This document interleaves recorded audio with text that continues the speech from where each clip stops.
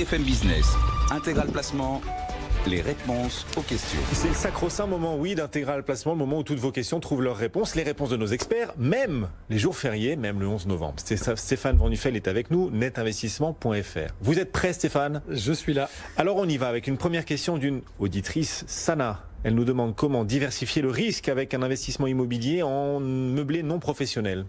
Alors c'est toujours délicat de diversifier le risque quand on fait de l'immobilier, qu'il soit meublé ou pas, parce que à part avoir des grands moyens et pouvoir acheter plusieurs appartements, fondamentalement, on doit à un moment donné faire un choix ou deux ou trois selon les profils.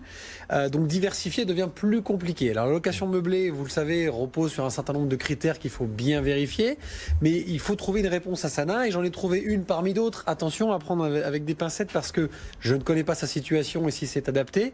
Mais aujourd'hui, les opérateurs qui sont des spécialistes de la location meublée ont essayé d'apporter des solutions un peu nouvelles. Alors je vais en citer une si vous me permettez. Vous connaissez le groupe La Française évidemment et le groupe Serenissimo qui est le leader national sur la location meublée. Tous les deux se sont rapprochés et ont discuté et ont essayé de trouver une solution. Ça fait plusieurs années qu'ils sont en train de discuter de ce genre de sujet et est sorti maintenant il y a 1 an et demi le produit LF Serenissimo Plus qui est en fait un OPCI, donc un organisme collectif. C'est de la pierre papier. C'est de la pierre papier basé sur de l'acquisition d'immobilier neuf ou réhabilité meublé.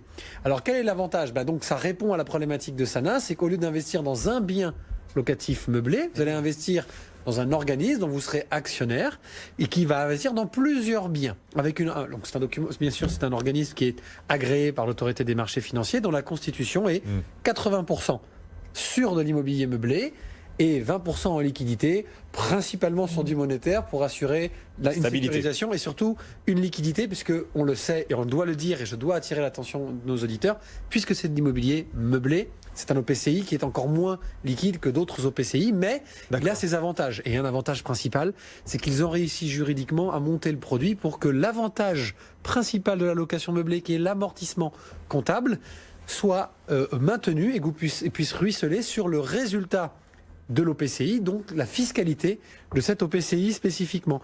Et c'est là où c'est intéressant, parce que vous le souscrivez en direct avec un avantage fiscal qui vous permet d'être quasiment pas fiscalisé, puisque vous n'êtes quasiment pas fiscalisé sur la partie des 80% investis en meublé. Ce produit, il est nouveau, Stéphane ? Il est en 2017. 2017. Et track record est d'1 an et demi. Oui, voilà. Il est fait. Et bon, sur ce faible cours track record, la performance, elle est là. Il y a un rendement intéressant. La performance, je vais la prendre avec des pincettes là aussi. Oui, On va s'intéresser à la performance 2019, plus 6% depuis le début de l'année.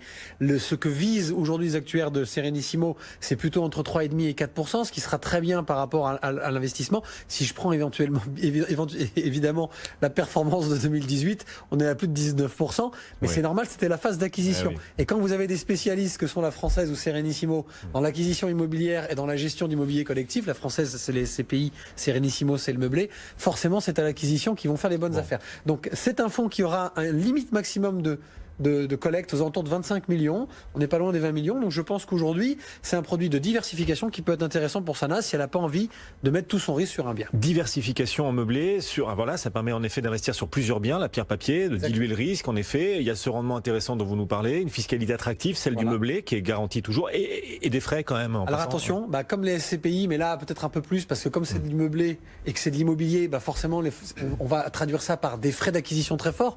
On pourrait simplifier par des frais de notaire.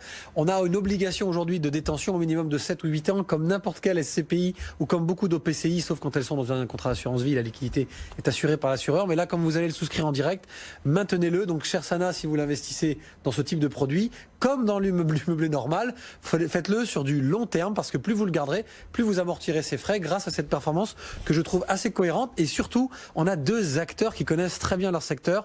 Donc là, on n'est pas sur un nouvel entrant, on est sur une nouvelle génération de produits, mais avec des acteurs qui sont là depuis très longtemps, qui maîtrisent très bien leur sujet. Et moi, j'aime bien l'innovation dans la gestion de patrimoine.